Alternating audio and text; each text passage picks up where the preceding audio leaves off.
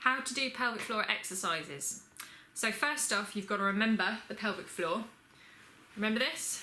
So you've got that bowl of muscles at the base of the pelvis, and all the fibres start at the back and they come forwards and round out to the sides.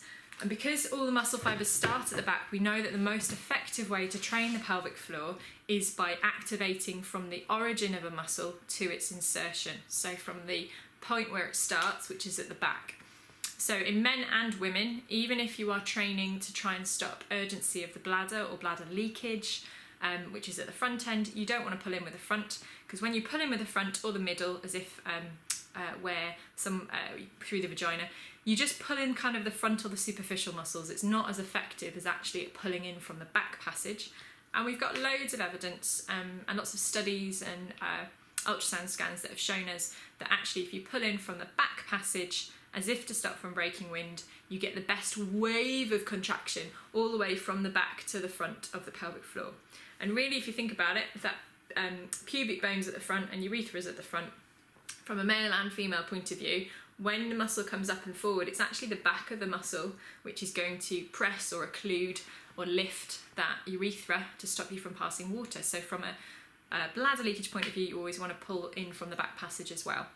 It's really important that you don't ever pull in when you have a wee, unless you're doing a sample. So if they've asked you for a midstream urine sample where you have to do a little test and stop yourself from weeing halfway through, then wee again into the pot, that's fine. But it's really not a useful time to do your pelvic floor exercises. You should only be doing them when you're not having a wee, because if you do them when you're having a wee, it is the right muscles, it's the wrong way to do it because you're really thinking about the front, and you risk leaving some urine in your bladder, which gives you the opportunity to grow a bit more bacteria and potentially have a urine infection. So to do your pelvic floor exercises, we're going to start with sitting, but basically up nice and tall. And that makes a big difference. You might find that in different positions of curl or lift through your pelvis, you find that you can feel your pelvic floor a bit more. I like to sit nice and upright, hands on your knees. What you're going to do is make sure that you don't squeeze your legs, don't squeeze your tummy. Eyebrows are totally not involved, it's massively cheating. It's just that back passage. So, relaxing everything, isolate your back passage, your bottom hole, and pull up and forwards as if to stop from breaking wind.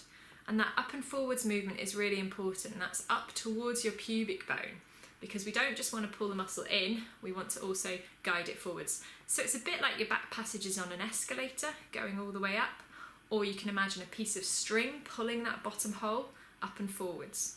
But you're going to breathe in to prepare, breathe out, pull in that back passage up and forward, and hold.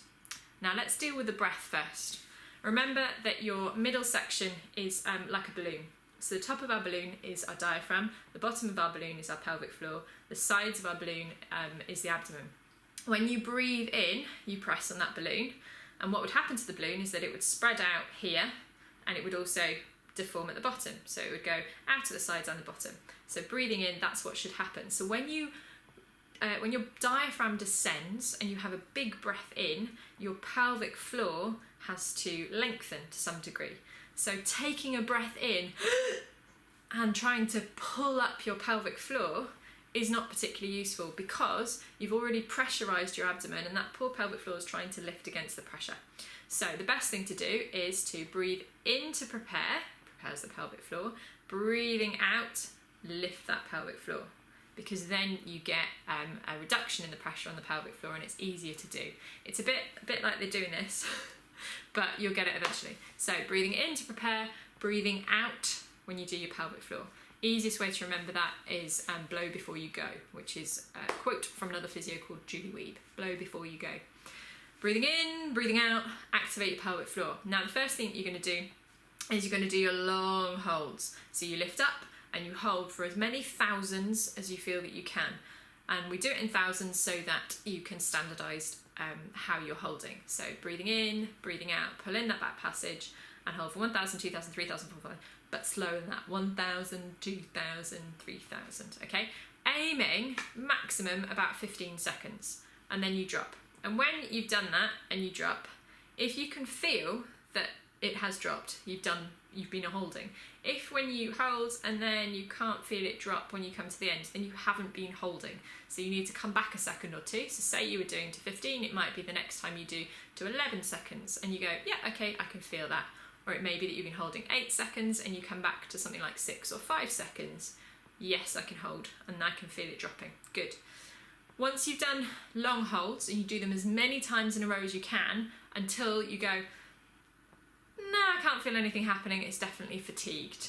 A maximum, again, is about 15 repetitions of 15 seconds. Then you do your quick fire exercises, so pulling in the back passage, dropping, relaxing. And the relaxing is as important as the holding, because if every time you hold you don't fully relax, you end up like this inside. So pulling in, dropping, relaxing.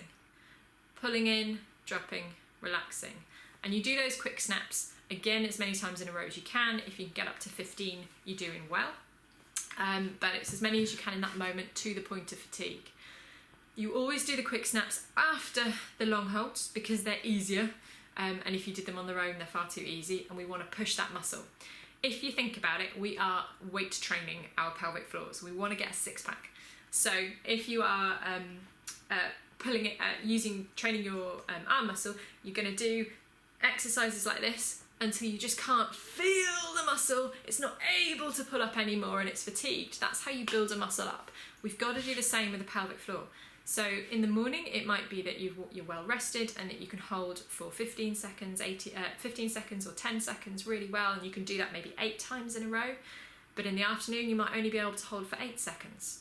And if you're starting with just a few seconds, it might be that actually in the morning you can hold for 4 seconds, you can do that 6 times in a row, and then it's really tired. And then by the afternoon, you're only holding for 3 seconds, about 4 times in a row, and then it's just not working. And that's okay. You always work to your own individual fatigue point, always aiming to push it as much as you can. Now, when I've seen you, whatever number we got to in clinic, however many seconds that we managed, you've always got to try and reach that. So if when I assessed you, you managed to get to 5 seconds, great, then always try and get to 5 seconds, at least.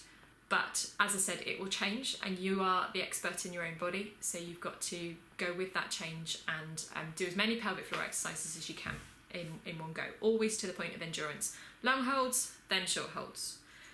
And the optimum time is 3 times a day, and as long as you don't forget to bring your body with you anywhere, there really isn't many excuses for not doing them. So that is pelvic floor exercises. I hope that was useful. Refer to this as much as you need and get cracking.